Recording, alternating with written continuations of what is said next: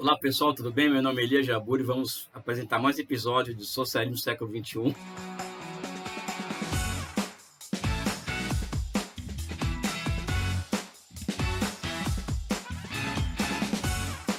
Desmontando aí mais uma madeira de piroca, que é a seguinte: do banner de Porto Alegre, um dos pontos é o seguinte: a bandeira do Brasil, ou seja, capitalismo é menos impostos, o comunismo prega mais impostos. Vamos demonstrar um pouco sobre essa realidade para vocês aqui, tá bom? Uma das bandeiras que os liberais defendem muito, né, é das chamadas políticas pelo lado da oferta, ou seja, o investimento privado ele vai aumentar, tá?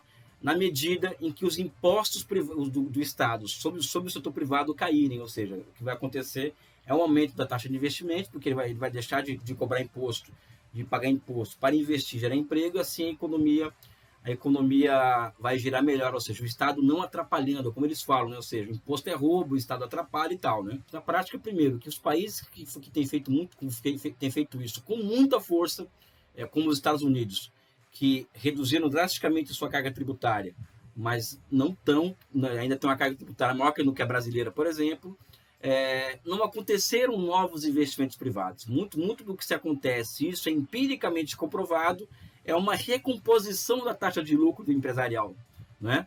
A gente vê, por exemplo, aqui o caso brasileiro, quando o governo da presidenta Dilma Rousseff ela faz concessões fiscais da ordem de 580 bilhões de reais no ano de 2013 e 2014, naquele Plano Mais Brasil, esperando que o setor privado respondesse a essa renúncia fiscal com investimentos produtivos.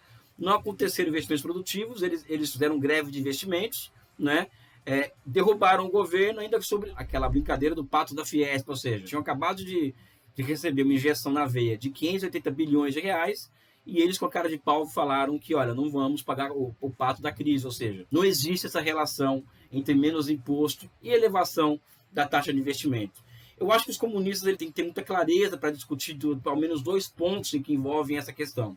Uma questão da moeda, tá? E o papel dos impostos, tá? Só que isso não vou fazer aqui agora, porque nós fizemos um programa com a Simone Deosso sobre a MMT, em que ela traz grandes questões para nós sobre isso, né?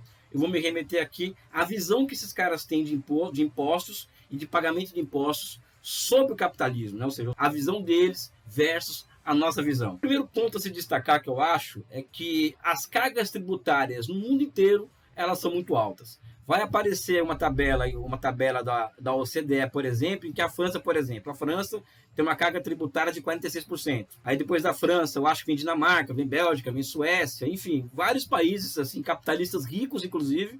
O Brasil está aqui na coluna do meio com 33,1%. Então, eles reclamam de impostos aqui no Brasil, por exemplo, mas não mais existem milhares de países, assim, vários países ricos, em hipérbole ricos, que tem uma carga tributária muito maior do que a do Brasil. Mas muito maior do que a do Brasil. Tá? O que eles reclamam no fundo, é que eles fazem qual que é a campanha deles, né? Acho que a Carla Zambelli fez um post uma vez, no Twitter, abrindo parênteses aqui, que é super engraçado, né? Ela fala, olha, esquerda é igual Foro de São Paulo, que aliás, quem dera se o Foro de São Paulo tivesse esse poder tanto que esses caras acham que nós temos, que o Foro de São Paulo tem, né? E a direita é OCDE. Eu vi aquele tweet dela e fiquei pensando, porra, como que a pessoa pode ter a cara de pau de escrever uma coisa dessa se o Brasil está muito longe, por exemplo, de ter a carga tributária que os países da OCDE têm?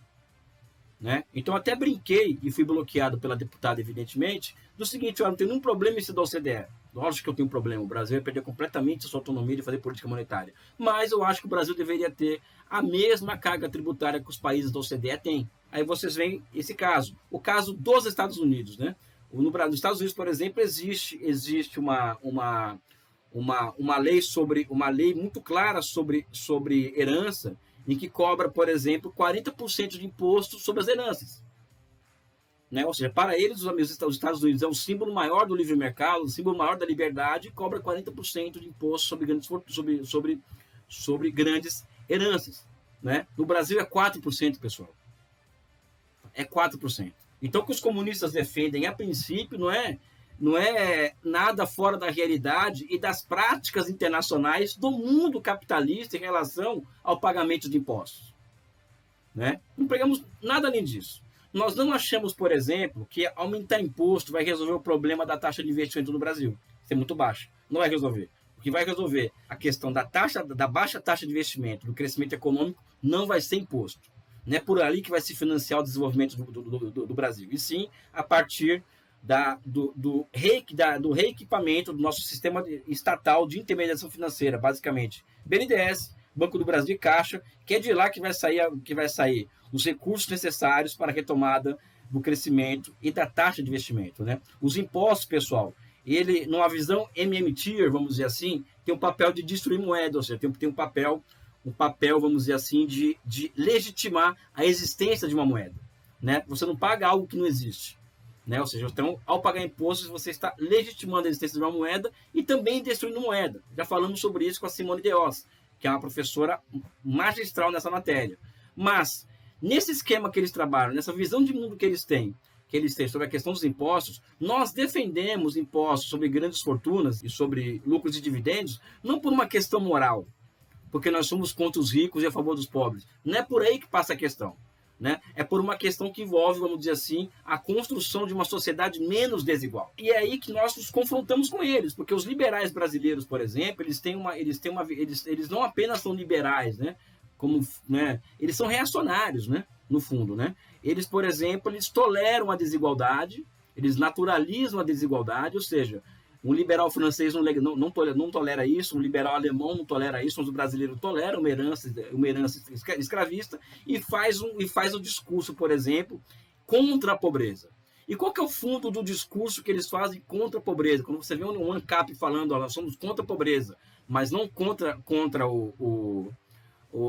a desigualdade, e isso empolga muita gente, porque, pô, tá vendo como esses caras têm um jeitão de olhar para o lado social? Isso é mentira, porque no fundo eles falam o seguinte: o que vai acabar com a pobreza da sociedade é a permissão, sem rodeio nenhum, a taxa de lucro. Ou seja, se cobrarmos menos impostos nossos, a chance de acabar com a pobreza é muito maior do que se cobrar impostos sobre grandes fortunas, porque aí vai ter fuga de capitais do Brasil. Isso também é uma mentira, pessoal.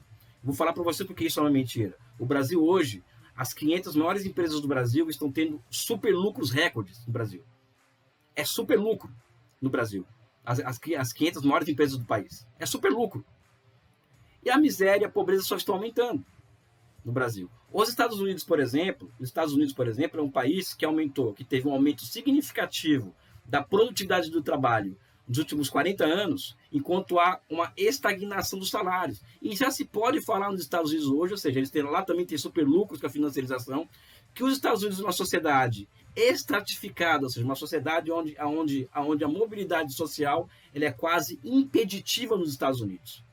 Ou seja, é o fim do American Way of Life, essa coisa do sonho, o fim do sonho americano. Acho que nós, comunistas, temos que estar preparados para esse nível de debate com esses caras, porque eles estão ganhando corações e mentes com esse discurso, tá? Então nós não queremos nada que não seja objeto do que existe de prática dos países capitalistas centrais. Mas evidentemente que nós não naturalizamos a desigualdade social, tá? E para isso nós inclusive queremos copiar a prática dos grandes países capitalistas centrais, ou seja, cobrar impostos sobre fortunas, herança, dividendos, lucros, etc. Por exemplo, um acionista do Petrobras não paga imposto daquilo ali,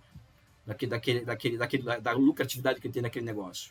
Né? Isso não é moralmente repreensível, isso é uma burrice econômica de altíssimo nível. Ou seja, eu acho que toda vez que nós trabalhamos a questão tributária como uma questão moral, nós perdemos a discussão. Nós temos que trabalhar a questão tributária dentro de uma ordem política, vamos dizer assim, e histórica. Aí sim nós podemos ganhar esse debate, que infelizmente nós estamos perdendo na sociedade a ponto das pessoas verem um banner daquele e achar que eles são a favor de menos impostos e nós de mais impostos. Só para um detalhe, para terminar essa apresentação, a China, que é um país socialista, ela tem uma taxa uma carga tributária de 15%. Sabe por que eles têm uma carga tributária de 15%? Porque lá a grande produção industrial ela é estatal. E a grande produção e a grande finança, ela também é pública, né? E a China tem uma soberania monetária impressionante, né? Capaz de fazer muitas coisas, vamos dizer assim, que no país capitalista é capaz de fazer. Então, também, se nós formos adotar o modelo chinês, né, de imposto, de carga tributária 15%, é bom esse pessoal lembrar que a China é um país socialista e não um país capitalista. E o que nós defendemos hoje é que o país tenha uma prática muito semelhante à dos países capitalistas centrais. Eu vou ficar por aqui com esse vídeo. Um forte abraço e um beijo no coração de vocês.